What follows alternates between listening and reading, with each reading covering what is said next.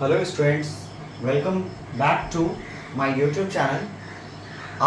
आज के लेक्चर में हम लोग अर्थमेटिक प्रोग्रेशन स्टार्ट करने जा रहे हैं, जिसको कि हम लोग ये क्लास 10 का एक चैप्टर है मैथ्स का, और इसे हम लोग शॉर्ट में एपी भी बोलते हैं। ठीक है, तो AP stands for arithmetic progression. सबसे पहले इससे रिलेटेड एपी चैप्टर से रिलेटेड कुछ टर्म्स को हम लोग पहले देख लें। तो उसमें पहला टर्म है हमारे लिए सीक्वेंस। ठीक है, सीक्वेंस का क्या मतलब होता है? ऐसे एपी को हिंदी वाले, मतलब जो बिहार बोर्ड, स्टेट बोर्ड के स्टूडेंट्स हैं, उनके लिए अर्थमेटिक प्रोग्रेशन का हिंदी टर्म होता है समानांतर श्रेणी। ओके, प्रोग्रेशन को श्रेणी बोला जाता है और अर्थमेटिक के लिए यहाँ पे समानांतर श्रेणी है। ठीक है, समानांतर मतलब समान अंतर से, जो समान अंतर से, समान का मतलब हुआ इक्वल, तो जो इक्वल डिफरेंस से क्या हो रहा है, जो प्रोग्रेस कर रहा है ना, उसको हम क्या बोल रहे हैं? एपी बोल रहे हैं। ठीक है, तो पहला टर्म है इससे रिलेटेड सीक्वेंस। सीक्वेंस क्या है? जब बहुत सारे नंबर्स या like 5-6 numbers, 7 number, 10 number, 20 number, whatever amount of numbers will be there, अगर ये नंबर्स अरेंज्ड हैं, ठीक है, एक डेफिनेट ऑर्डर में, अगर ये नंबर्स अरेंज्ड हैं एक डेफिनेट ऑर्डर में, और इन नंबर्स ये नंबर्स क्या कर रहे हैं? तो एक पर्टिकुलर रूल को ऑबे कर रहे हैं, एक पर्टिकुलर रूल को फॉलो कर रहे हैं, तो ऐसे नंबर्स का अरेंजमेंट जो एक डेफिनेट रूल को फॉलो कर रहे हैं या ऑबे कर रहे हैं, तो ऐसे नंबर्स का अरेंजमेंट क्या कहलाता है? सीक्वेंस कहलाता है। सीक्वेंस को हिंदी में अनुक्रम कहते हैं। और एक चीज, सीक्वेंस दो तरह का होता है। सबसे पहले अगर हम देखें यहाँ पे, तो मैंने दो सीक्वेंस का एग्जांपल लिखा है, एक 7, 13, 19, 25, 31, 37 डॉट डॉट डॉट। ठीक है, अगर हम इस वाले सीक्वेंस की बात करें ना, ठीक है, तो ये वाला जो सीक्वेंस है, it can also be called a series also. तो ये वाला जो सीक्वेंस है ना, इसमें आप देख रहे हो कि आगे डॉट डॉट डॉट लगा हुआ है, मतलब इस सीक्वेंस में और भी टर्म्स हैं। ठीक है, मतलब ये सीक्वेंस अभी लास्ट नहीं करा है, तो ऐसे सीक्वेंस को हम क्या बोलते हैं? Infinite sequence. जिस सीक्वेंस का हमें लास्ट टर्म क्या होगा पता नहीं होगा, जिस सीक्वेंस के लिए हमें लास्ट टर्म डिफाइंड नहीं होगा, ऐसे सीक्वेंस को हम क्या बोलेंगे? Infinite sequence. सही है। और अगर आप इस वाले सीक्वेंस को देखो, ठीक है, अगर आप गौर से देखोगे तो ये 18 के सारे मल्टीपल्स लिखे गए हैं। ठीक है, 18 7 जा यहां तक के नंबर्स लिखे गए हैं, बट यहाँ पे क्या है? डॉट डॉट डॉट नहीं लगा हुआ है। ठीक है, तो ये भी एक सीक्वेंस है, लेकिन इसका लास्ट टर्म हमारे को क्या है? नोन है, मतलब पता है। तो ऐसे सीक्वेंस को हम क्या बोलेंगे? Finite sequence. सही है। तो ऐसा सीक्वेंस जिसके लास्ट टर्म हमारे को पता हो, उस सीक्वेंस को हम क्या कहेंगे? Finite sequence. और जिस सीक्वेंस का लास्ट टर्म, ठीक है, या लास्ट टर्म अनडिफाइंड होगा, नहीं पता होगा, और इस तरह से वो आगे और भी ज्यादा प्रोग्रेस करेगा, ठीक है, तो ऐसे सीक्वेंस को हम क्या बोल रहे होंगे? इनफाइनाइट सीक्वेंस बोल रहे होंगे। ठीक है, चलिए तो हम अगले टर्म के पे बढ़ते हैं।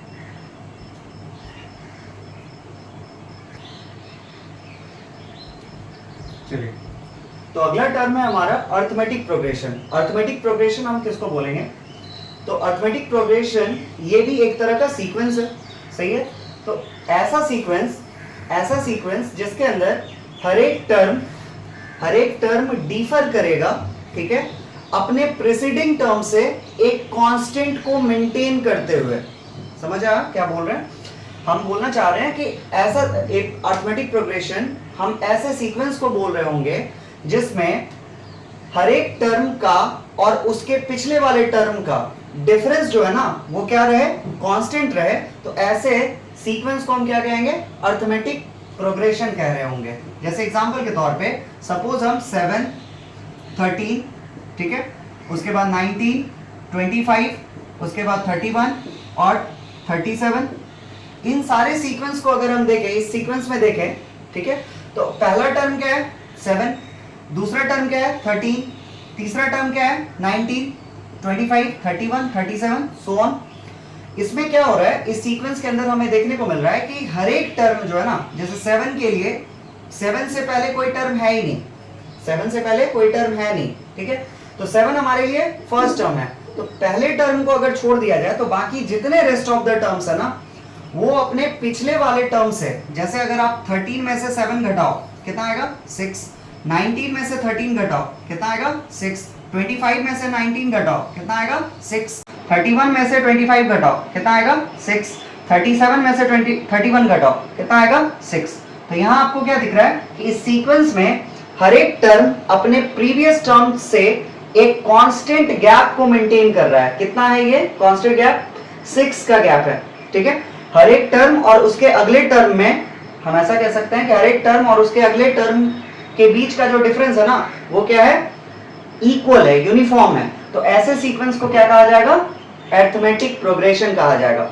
और यहाँ जो ये आपको गैप दिख रहा है ना, जो यूनिफॉर्म गैप दिख रहा है, इस कांस्टेंट को हम क्या बोल रहे होते हैं, this constant is called what, इसे यहाँ पे बोला जाता है एपी चैप्टर के अंदर कॉमन डिफरेंस। क्या बोला जाता है, कॉमन डिफरेंस बोलते हैं हम लोग, ठीक है। और कॉमन डिफरेंस हिंदी में इसको अंतर कहा जाता है, और इसे हम लोग एपी चैप्टर के अंदर स्मॉल डी से डिनोट करेंगे, ठीक है। कॉमन डिफरेंस को हम लोग किससे डिनोट करेंगे, स्मॉल डी से डिनोट करेंगे। एक और चीज, जो भी सीक्वेंस के अंदर nवे नंबर का टर्म होगा, ठीक है, द टर्म अकरिंग एट जो टर्म कहां अकर हो रहा होगा, at the nth place of a sequence, nth place of a sequence, किसी सीक्वेंस के nth पोजीशन पे, ठीक है। तो उसे हम क्या बोल रहे होंगे, उसे हम nth टर्म बोलेंगे उस सीक्वेंस का। द टर्म अकरिंग एट, यहां पे u है, occurring at the nth place of a sequence is called its what, उसको कहा जाता है उसका nth टर्म, ठीक है।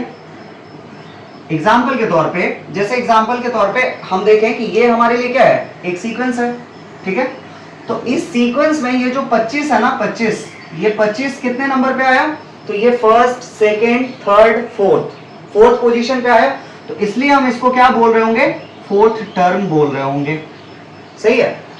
और इसको जैसे 37 की बात करें तो 37 हमारे लिए क्या है, first, second, third, fourth, fifth, sixth, छठा टर्म है। तो इसको हम क्या बोल रहे होंगे, सिक्स्थ टर्म बोल रहे होंगे, ठीक है। और जो भी मतलब nth पोजीशन पे आने वाले टर्म को हम nth टर्म कहेंगे, और इस nth टर्म को हम डिनोट कैसे करेंगे, ठीक है। तो इसको डिनोट करा जाता है an, a और n नीचे लिखा जाता है, सबस्क्रिप्ट में लिखा जाता है, ठीक है।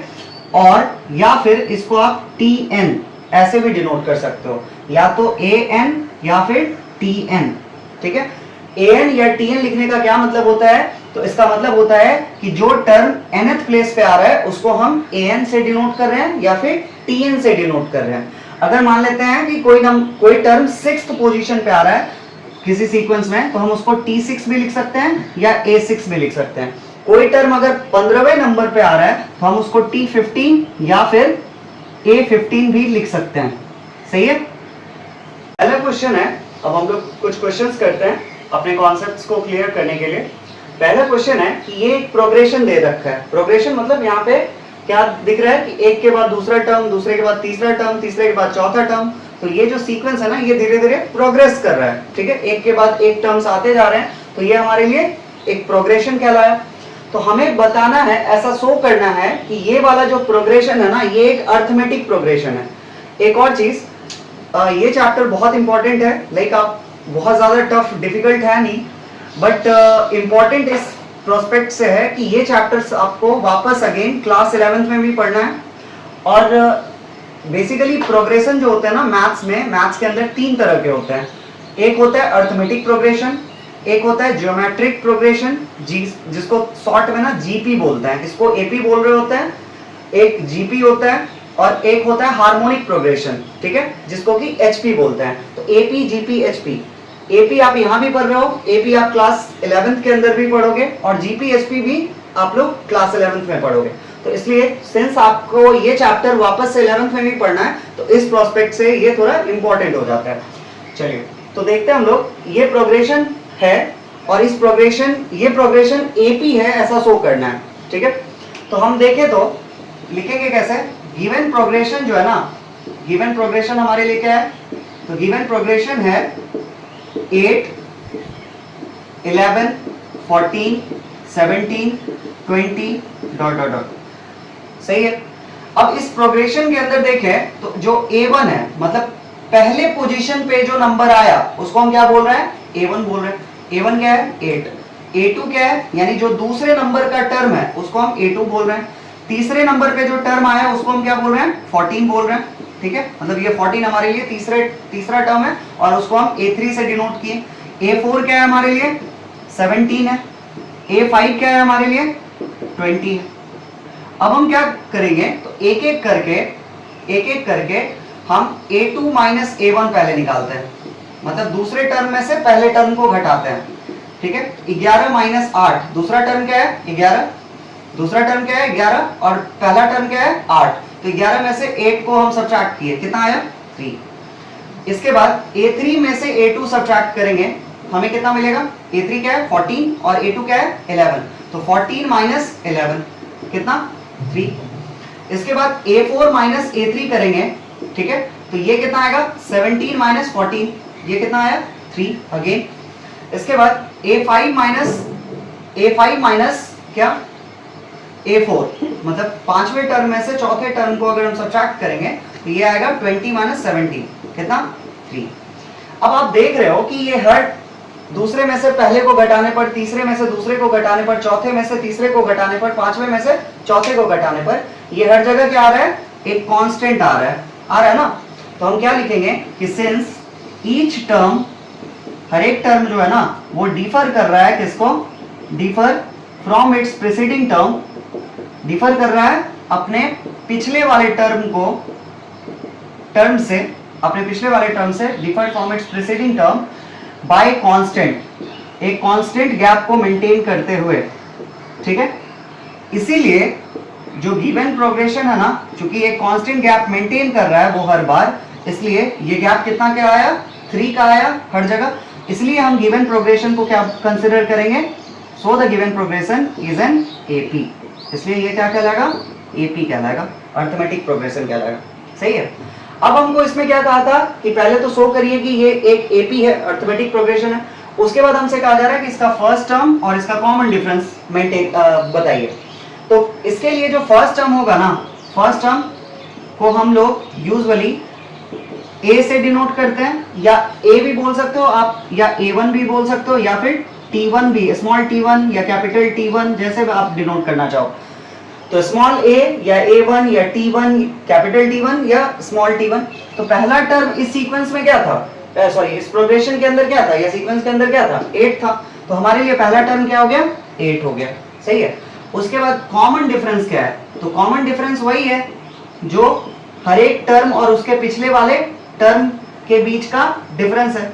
तो यहाँ आपको दिख रहा है ना, 8 में आपने 3 ऐड किया तो 11 मिला, 11 में 3 ऐड किया तो 14 मिला, इसका मतलब हर जगह का गैप कितने का है 3 का है, तो इसलिए कॉमन डिफरेंस हमारे लिए क्या हो गया 3 हो गया, सही है। एक और क्वेश्चन इस टाइप का करते हैं, चलिए अगला क्वेश्चन कहा जा रहा है, इस बार जो प्रोग्रेशन दे रखा है पिछले वाले प्रोग्रेशन से यहाँ के नंबर्स चेंज है, ठीक है। कहा जा रहा है हमसे कि ये प्रोग्रेशन भी एपी है ऐसा शो करना है, फिर से फर्स्ट टर्म और कॉमन डिफरेंस कैलकुलेट करना है, बताना है। तो गिवन प्रोग्रेशन हमारे लिए क्या है, तो दिया गया प्रोग्रेशन है हमारे लिए 11 6 1 -4 -9 so on dot dot dot, ठीक है।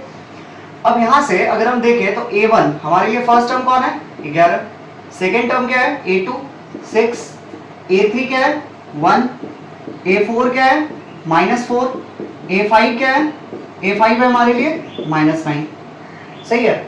तो हमसे कहा जा रहा है कि ये प्रोग्रेशन AP है या नहीं, ऐसा शो करिए, ठीक है। AP ही है, शो करना है, दैट इज प्रूव ही करना है एक तरह से। तो हम यहां से पहले क्या करेंगे, A2 में से A1 सब्ट्रैक्ट करेंगे, सेकेंड टर्म में से फर्स्ट टर्म को सब्ट्रैक्ट करेंगे, ठीक है। तो सेकेंड टर्म हमारे लिए क्या है, देखिए फर्स्ट में से सेकेंड नहीं करते, हमेशा बाद वाले टर्म में से, लाइक दूसरे में से पहला, तीसरे में से दूसरा, चौथे में से तीसरा, पांचवें में से चौथा, इस तरह से। तो A2 में से A1 घटाएंगे यानी 6 माइनस 11 कितना -5। A3 में से A2 घटाएंगे कितना आएगा, A3 में से A2 घटाएंगे यानी 1 माइनस 6 कितना -5। इसके बाद A4 में से क्या करेंगे, A3 सब्ट्रैक्ट करेंगे, हमें कितना मिलेगा -4 -1। देखिए ये -4 है चौथा टर्म, और सब्ट्रैक्ट कर रहे हैं सिंस, तो हम सब्ट्रैक्शन के लिए माइनस का साइन दिए, और जिसको सब्ट्रैक्ट कर रहे हैं ना वो है 1, तो -4 -1 इज व्हाट -5। अब यहां से A5 माइनस A4, पांचवें टर्म में से चौथा टर्म सब्ट्रैक्ट कर रहे हैं, पांचवा टर्म क्या है -9, -9 में से सब्ट्रैक्ट कर रहे हैं सिंस, इसलिए माइनस पुट कर रहे हैं, और चौथा टर्म क्या है तो -4 है, यानी -9 में से हम -4 सब्ट्रैक्ट किए, तो ये कितना आएगा -9, ये वाला माइनस और ये वाला माइनस क्या प्लस, तो -9 + 4 विल बी -5। सही है। अब इसके बाद हम देख रहे हैं कि हर जगह जो डिफरेंस आया ना वो कितना है -5 -5 -5 -5। सही है। तो हम क्या लिखेंगे कि क्लियरली, फिर से वही statement, clearly the each term, her term जो है यहाँ पे क्या हो रहा है, each term differs from its preceding term, from its preceding term, अपने पिछले टर्म से डिफर कर रहा है by maintaining a constant gap। तो clearly each term differs from its preceding term by a constant। सही है। इसलिए हम इसको क्या बोलेंगे, so the given progression, इसलिए जो given progression है ना ये क्या है, एक AP है, अर्थमेटिक प्रोग्रेशन है, is an AP। सही है। और उसके बाद हमसे कहा गया कि इसका फर्स्ट टर्म और कॉमन डिफरेंस बताइए। तो फर्स्ट टर्म क्या होगा, फर्स्ट टर्म जिसको हम यूजुअली A से डिनोट कर रहे होते हैं, या A1 T1 जो भी बोले हो, तो A क्या है, इसमें जो पहला नंबर आपको दिख रहा है ना वही हमारे लिए क्या है, फर्स्ट टर्म है। A1 हमारे लिए क्या हो गया, 11 हो गया। सही है। इसके बाद हमसे कहा जा रहा है common difference. Common difference, common difference क्या हो गया, तो ये जो अंतर दिख रहा है, ठीक है, कितने का, हर जगह -5 -5 -5 का, तो यही -5 जो कांस्टेंट गैप है ना हर एक टर्म का अपने पिछले वाले टर्म के साथ, यही हमारे लिए क्या है, कॉमन डिफरेंस है। कॉमन डिफरेंस को हम लोग डिनोट करते हैं स्मॉल d से। सही है। क्वेश्चन नंबर 3 कह रहा है कि हमें शो करना है कि एक प्रोग्रेशन है √7, √28, √63, इस तरह से ये आगे बढ़ता जाएगा। ठीक है। और हमें बताना है कि ये प्रोग्रेशन जो है ना ये एक अर्थमेटिक प्रोग्रेशन है, ऐसा शो करिए, और इसके फर्स्ट टर्म और कॉमन डिफरेंस को फाइंड आउट करिए। तो दिया हुआ प्रोग्रेशन क्या है हमारे लिए, √7, √28, √63। सही है। और इसमें मैं अपने तरफ से एक और चीज कर दे रहा हूं, find the next 3 terms. Next 3 terms हमको और फाइंड आउट करना है इस प्रोग्रेशन के लिए। सही है। तो हमारे लिए प्रोग्रेशन दे रखा है √7, √28, √63। ठीक है। ऑल्दो रूट पढ़ा नहीं जाता है, √7, √28 इस तरह से हम लोग पढ़ेंगे। ठीक है। तो सिंस आदत हो चुकी है बचपन से बोलते बोलते, इसलिए चलिए। तो हमारे लिए A1 यानी पहला टर्म क्या है, √7 है, इसको कुछ नहीं करना, एज इट इज रहने दीजिए। जो सेकेंड टर्म है ना, सेकेंड टर्म क्या है, √28 है। क्या हम इसको 4 × 7 तो लिख ही सकते हैं ना, 28 कैन बी रिटन एज 4 × 7। अब 4 के बारे में हम जानते हैं कि ये क्या है, 2 का स्क्वायर है, इसलिए 2 will come out of it square root से, और 7 क्या रहेगा, अंदर ही रहेगा रूट के। A3 ये कितना होगा, ये हमारे लिए √63। √63 कैन बी रिटन एज 9 × 7। फिर से 9 क्या है, 3 का स्क्वायर है, तो हम क्या लिख सकते हैं, 3 × √7। सही है। तो A1, A2, A3 ये तीनों हमको पता है, ये तीनों टर्म्स हमें पता है। तो हमें क्या फाइंड आउट करना है, A1, A2, A3 ये तीनों हमें टर्म्स पता हैं, तो हम क्या करेंगे, ये शो करना है। अब यहां से हम A2 में से A1 सब्ट्रैक्ट करें, A2 में से A1 को सब्ट्रैक्ट करें, तो 2√7 माइनस √7। ठीक है। ये सब्ट्रैक्ट करेंगे तो बेसिकली ये जो √7 दिख रहा है ना, इसके आगे कुछ नहीं दिख रहा, इट मींस 1 है, 1 तो अंडरस्टूड होता है। तो हमें इसको इस तरह से, जिन्हें वैसे तो 2√7 माइनस 1√7 √7 आएगा या 1√7 आएगा, बट जिनको ये दिक्कत होता है ना सब्ट्रैक्ट करने में, ठीक है, कैसे घटाते हैं, तो आपको कुछ नहीं करना है, लाइक आप √7 को ना थोड़ी देर के लिए x की तरह से ट्रीट करो। तो 2x माइनस यहाँ क्या है, कुछ नहीं था तो 1 है, 1x जैसे आप x के आगे कुछ नहीं लिखते हो ना, √7 को थोड़े देर के लिए x मान लो, तो 2x minus 1x is x, और x का वैल्यू क्या था एक्चुअली, √7 था, तो 2x में से ये 2√7 minus 1√7, this will B √7। Again a3 minus a2 अगर हम करें, a3 क्या है हमारे लिए, a3 है हमारे लिए 3√7 माइनस 2√7 कितना है ये, फिर से अगेन क्या आएगा, √7 ही आएगा, सही है। तो हमें दिख रहा है कि क्लियरली a2 माइनस a1 जब करा हमने तो वो जितना आया उतना ही a3 में से a2 को सब्ट्रैक्ट करने पर भी मिला, सही है। इसीलिए हम क्या बोलेंगे, therefore this progression is an AP, इसलिए हम क्या बोल रहे होंगे कि ये प्रोग्रेशन क्या है हमारे लिए, एक AP है, is an AP arithmetic progression, सही है। अब हमसे क्या कहा जा रहा है कि फर्स्ट टर्म फाइंड आउट करिए, तो फर्स्ट टर्म हमारे लिए क्या हो गया, first term is how much, तो स्क्वायर रूट ऑफ 7, जो पहला नंबर आपको दिख रहा है सीक्वेंस में प्रोग्रेशन में, वो हमारे लिए फर्स्ट टर्म हो गया।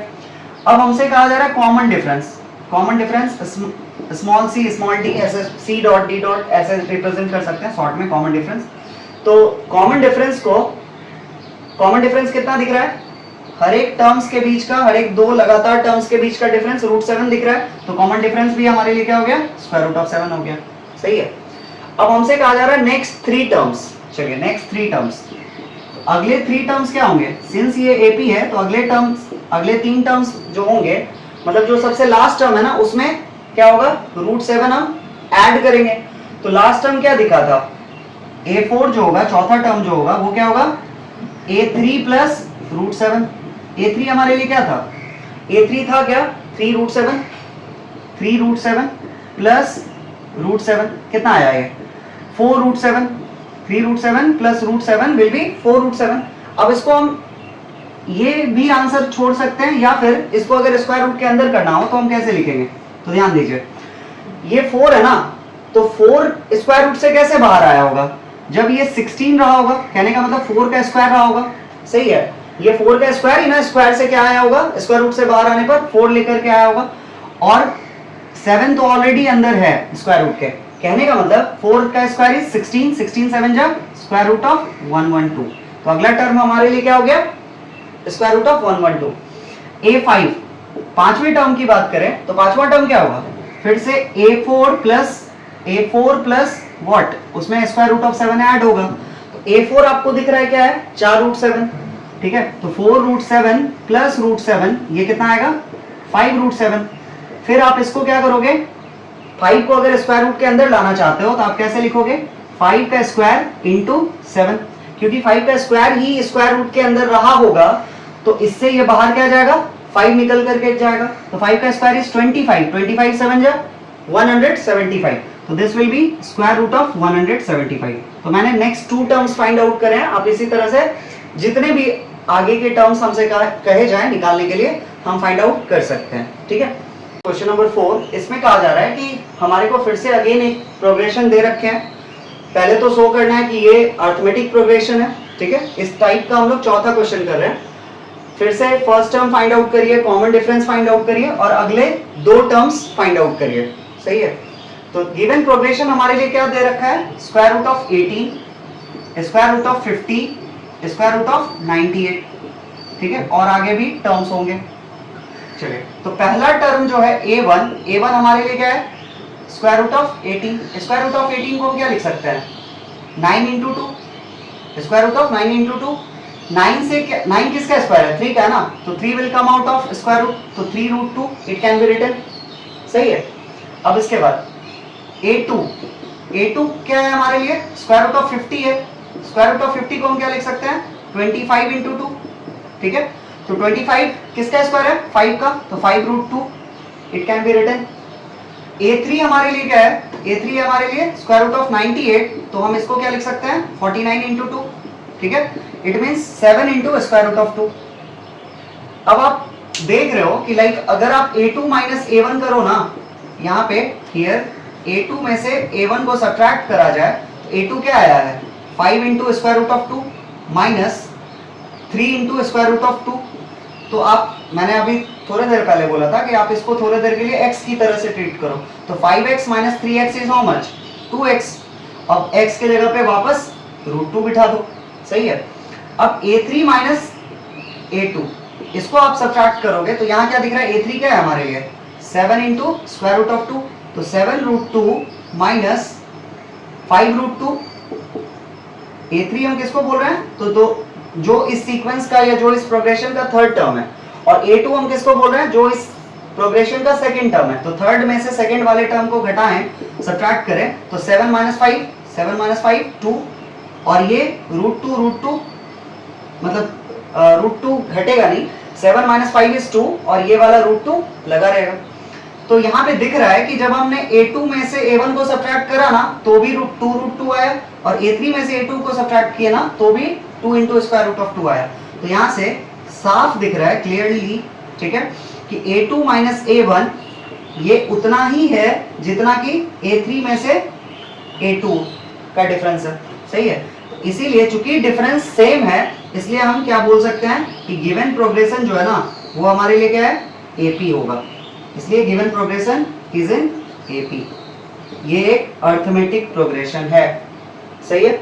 अब इसके बाद हमसे क्या कहा जा रहा है, फिर से वही बात, फर्स्ट टर्म क्या होगा, तो फर्स्ट टर्म हमारे लिए first term will be, first term हमको दिख रहा है कि स्क्वायर रूट ऑफ 18 है, आप इसे भी लिख सकते हो फर्स्ट टर्म, क्योंकि इस सीक्वेंस में स्क्वायर रूट ऑफ 18 ही दिख रहा है तो आप इसी को लिखो, या फिर इसके बदले आप ये भी लिख सकते हो, since square root of 18 can be written as 3√2 also, but this won't be written as first term, क्योंकि आपको सीक्वेंस में सबसे पहले स्क्वायर रूट ऑफ 18 दिख रहा है, ना कि ये अलग बात है कि स्क्वायर रूट ऑफ 18 को आप ऐसे भी लिख सकते हो, सही है।